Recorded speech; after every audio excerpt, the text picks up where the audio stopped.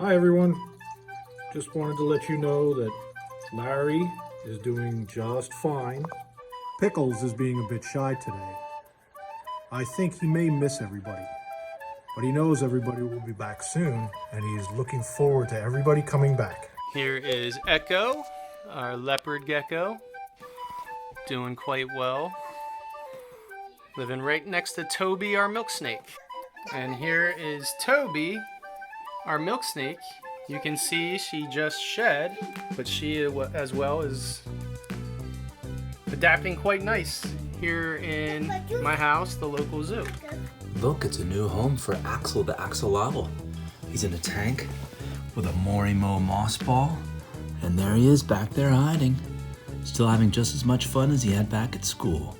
Visser doing just fine. Say hi, Larry. We miss everybody.